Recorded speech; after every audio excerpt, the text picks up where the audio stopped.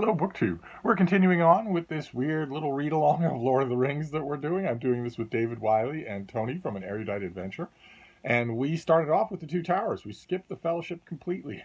We started amidships in the book just to see what it would be like. And boy, oh boy, am I glad I did. I think it was partially whimsical, or maybe it was to align with something that Tony was doing, but I didn't think anything of it. I thought, well, it won't really change things. I'll still take you through the highlights of the book. And that would very much not have meant the Hobbit chapters that fill the second half of the Two Towers. And now, oh my, that has entirely changed. Because Tolkien splits the narrative. The first half of the Two Towers is grand epic warfare and sorcerous events. It's Gandalf the wizard returned from the dead. It's Gimli and Legolas with their kill count contest. It's Aragorn and the evil wizard Saruman and old King Denethor. It's or Theoden. It's a one thing after another. There are Ents and there are all sorts of mystical artifacts and hair's breadth moments. And then we shift the action to the Hobbit Frodo, who's bearing the One Ring of Power, that thing. He's bearing that to Mordor in order to destroy it. Mordor is the stronghold of Sauron. It seems like an impossible quest.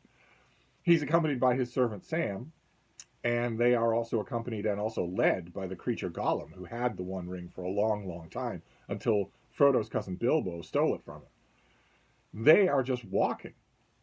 Day after day, they are just walking. They are walking to Mordor.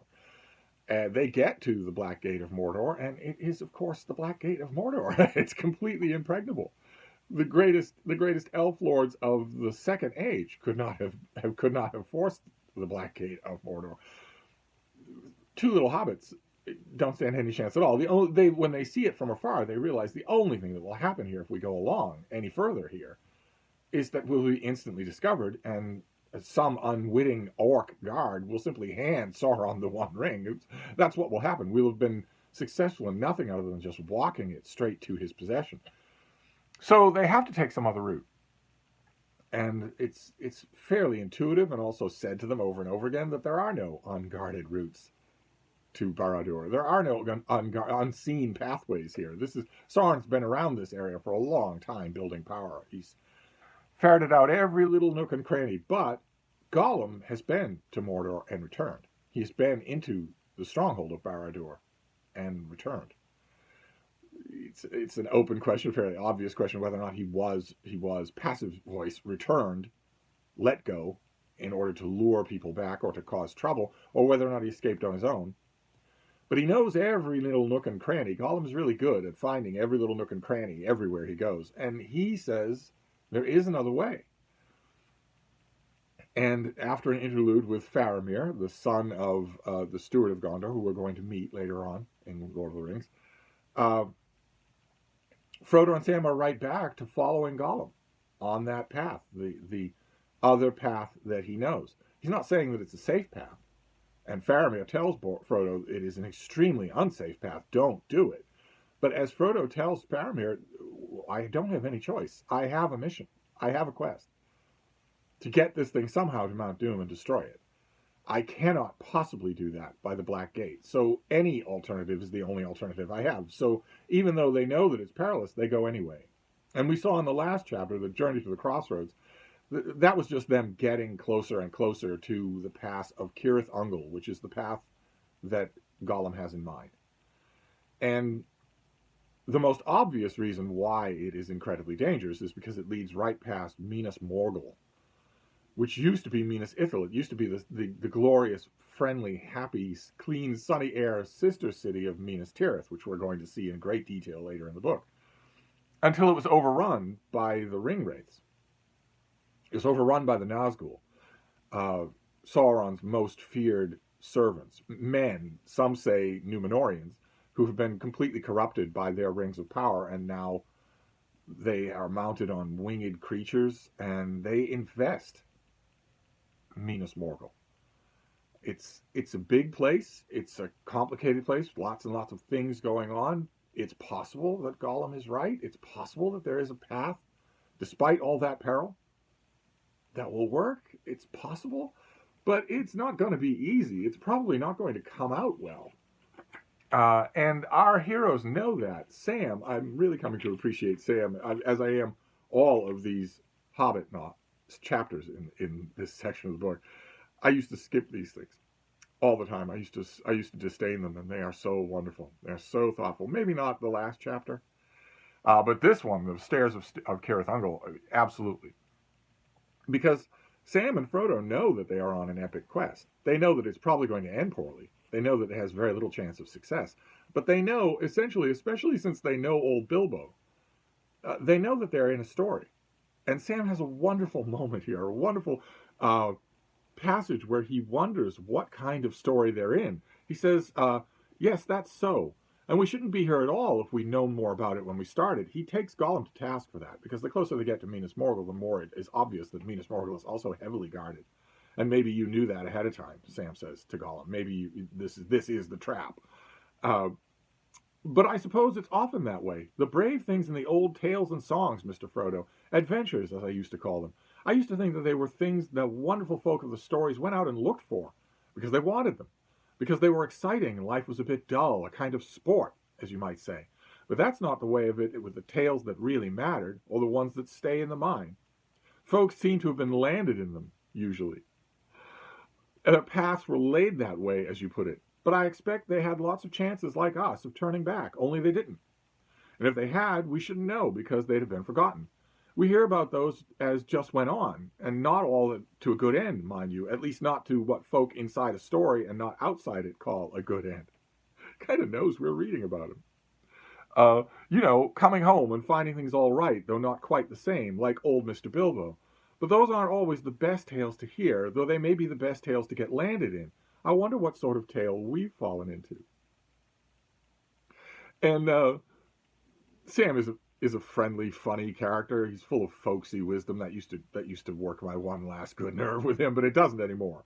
It doesn't anymore. Since an earlier chapter when we were told that he had a slow but a keen mind. Then he makes bumptious mistakes. But once I really saw that for what it means, I've been far more forgiving. And Frodo and Sam are talking about what kind of story they're caught up in, and Sam keeps going in his own adorable, kind of unconsciously funny way, and it finally pushes Frodo over the edge, and he laughs. Not at Sam, but at the very idea of stories and heroes and them being heroes and whatnot. Let's see here. Sam says, and people will say, let's hear about Frodo and the Ring. And they'll say, yes, that's one of my favorite stories. Frodo was very brave, wasn't he, Dad? Yes, my boy, the famousness of hobbits, and that's saying a lot. This is meta-narrative woven into meta-narrative, because it is one of the favorite stories in the world. But Sam is saying that he's the most famousness of all hobbits, and that's saying a lot. And Frodo responds, it's saying a lot too much, said Frodo, and he laughed, a long, clear laugh from his heart. And then Tolkien adds, such a sound had not been heard in those places since Sauron came to Middle-earth. Oh, just amazing. Just amazing. And they do get to Minas Morgul, and they come to the attention of, there is a Nazgul who is there. He's ordering the troops. And there's a passage here that is fascinating. It touches on something that a lot of you have been emailing me about these chapters. Frodo is looking at this cloaked, dark figure, and he knows right away, instinctively, that this is the figure that stabbed him on Weathertop when he received an almost fatal Morgul blade wound from a ring raid. Even as these thoughts pierced him with dread and held him bound as with a spell, the rider halted suddenly, right before the entrance of the bridge, and behind him all the host stood still. There was a pause, a dead silence. Maybe it was the ring that called to the Wraith Lord, and for a moment he was troubled, sensing some other power within his valley. This way and that turned the dark head, helmed and crowned with fear, sweeping the shadows with unseen eyes. Frodo waited like a bird at the approach of a snake, unable to move.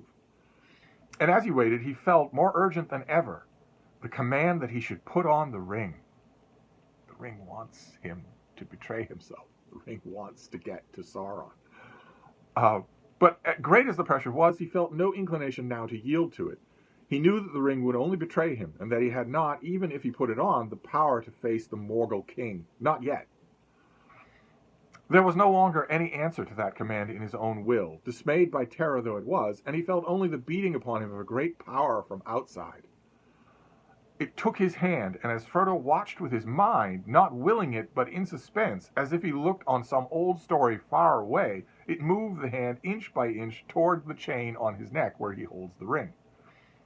Then his own will stirred. Slowly it forced the hand back and set it to find another thing, a thing lying hidden near his breast. Cold and hard it seemed as his grip closed on it, the vial of Galadriel, so long treasured and almost forgotten till that hour. As he touched it, for a while all thought of the ring was banished from his mind. He sighed and bent his head. That's the gift that Galadriel gives him, and here it helps. Here it is for him in his darkest hour. And the reason why a lot of you mention that to me is because I admit it's a kind of a valid question for Tolkien fans. The Witch King, this Nazgul, seems to be able to sense the presence of the ring, the nearness, the proximity of the ring, even though Frodo isn't putting it on his finger. He's not wearing it, but it's still nearby. Another evil in the valley, another thing close to his own. Surely the One Ring is calling to his ring, to the ring of power that ring wraith is wearing, and that raises the question of why Sauron is not aware of this thing, when it's now less than a day's march from where he sits all day long. Why isn't he aware of its proximity? I think there are a whole bunch of answers, possible answers to that question. I don't believe it's an oversight on Tolkien's part. I don't think we're supposed to think about it much. I think the reaction of the ring wraith in this chapter is merely meant to increase the drama of this chapter, just a storyteller's thing, that's all. But one answer could possibly be that Sauron is not wearing a ring of power. Maybe the rings of power speak to each other. That doesn't hold a lot of water, since Sauron put a lot of his own power in this ring. You'd think that power would speak to him, especially when it's close. Another possible answer, one that I kind of like, is that Sauron is a bit of an idiot. We don't like to think that way, but he's a bit of a distractible baby. And he is right now intensely distracted. To the west, he's intensely distracted by what's going on in Rohan and especially in Gondor. He's intensely concentrating in that direction, and Gandalf tells us that is the sole hope of the West, is that we must keep him concentrating in this direction, the wrong direction. It could be that that's why. That maybe he might feel that if he paid attention, but instead he's concentrating on the West, where he assumes the One Ring is. He assumes that the great powers, the great captains, that he now knows a little bit about, and once he discovers the treason of Isengard, he'll know a lot more about it.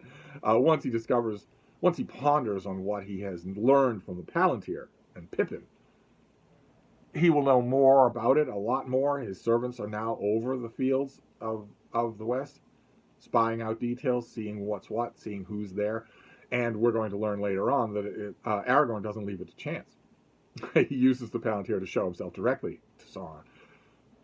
Once Sauron realizes that, and by this point in the story I think he probably has started to think that way, he has to assume that the great powers of the West have the ring, and there will be a falling out amongst them as they vie for sole control of it, and then he will have an enemy to face. Maybe at this point he still thinks that enemy will be Saruman. I think that's a better explanation in context of the story than that he isn't wearing a ring and that the rings are the things that talk to each other. I think that's probably a better explanation, but I love the moment. I love the moment for its drama. That has to be what appealed to Tolkien, the storyteller. It has to be. That all of this frenzy is going on, all of this activity, this great winged, evil, cloaked figures massing and corralling an army to march it, when suddenly he stops, and when he stops, the whole army stops. And he looks around. What is going on here? That moment is just purely good for tension's sake. But there's also a lovely moment. I mean, the moment when Frodo laughs in this absolute wasteland of desolation. He laughs. Not because of scorn, not because he thinks he's going to be successful, but just because his friend has made him laugh. That's all. A pure laugh.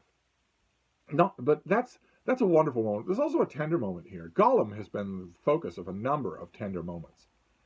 More than I remembered, because I I, like a lot of readers, I was so hooked on the rhetorical pitch of the first half of this book that when it stopped, and it doesn't phase out, it stops. It just plain stops. You, like I've mentioned, like I've demonstrated, I hope, you don't just move to different characters. You move to a different book, a different kind of book, like almost like it was written by someone else, except that a yet unsullied sea.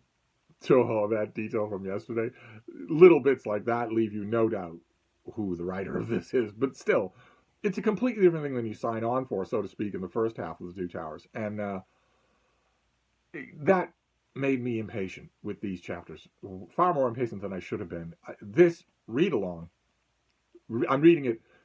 Two factors are contributing to make me like these chapters, to make me see them afresh.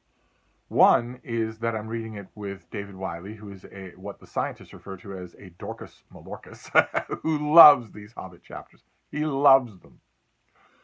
I think that probably has a lot to do with the fact that his innate goodness is, let's just say, considerably higher than my own. I think these chapters probably speak to him, where I need a kind of a tin horn or a translator. There's also there's that reason why these are appealing to me more, because of David Wiley, but also because of the way we're doing this. I feel certain that if we had started, as you always start a Tolkien read through, with the Fellowship of the Ring, I feel certain that I would not be reading these chapters the same way. But we saw Gollum taken by the men, by Faramir's men, and questioned by them, questioned by Faramir, and then let go. He's put into Frodo's care. And a lot of you theorized that the reason for that chapter, the reason for Faramir testing Gollum, the reason for all of that being in there at all, is because Tolkien needed a way to harden Gollum's heart against the hobbits, to convince all the warring parts of his brain that it is okay to betray them. I wasn't 100% sure of that. I love hearing it. I love hearing all the theorizing that I'm getting from everybody about these chapters and the whole book. Just love it. Absolutely love that. I love it that there's no ego involved. I love it that no one's insisting that they're right or wrong. Just different readings. Here's what I think and here's why I think it. Just the way we should be doing this. But that really, I think that Gollum is conflicted almost all the way to the end of the book, if not all the way to the end of the book. I think he's overcome at the very end. But there's a passage here in the Stairs of Cirith Ungol that I want to read to you, the last thing I'll read to you today, that Sam and Frodo are asleep. Once again, Frodo is dead tired, and Sam wants to keep watch, but he is also dead tired. He tells Frodo, just, we're against a rock, we're on a rock ledge, we're facing almost certain annihilation. Come here and rest your head in my lap and go to sleep. Again, I want to say, just as a quick parenthetical, how sorry I feel for the so-called queer theorists who read something like that and think, I understand. People who are perfectly ready with a queer theory deconstruction gambit for a book like this, but have never actually had a friend. I feel sorry for such people. But Sam tells him that, but of course we already know Sam is no good at keeping his watch and falls asleep as well. And at one point towards the end of the chapter, Gollum finds the two of them sound asleep. And we get this passage, which is just lovely. Gollum looked at them. The strange expression passed over his lean, hungry face. The gleam faded from his eyes, and they went dim and gray, old and tired. A spasm of pain seemed to twist him, and he turned away, peering back up towards the pass, shaking his head as if engaged in some interior debate. The pass is where Shelob is. The pass is where his betrayal will happen. I firmly believe this passage indicates that he is still debating about that and isn't happy about it at all. Then he came back, and slowly putting out a trembling hand, very cautiously he touched Frodo's knee.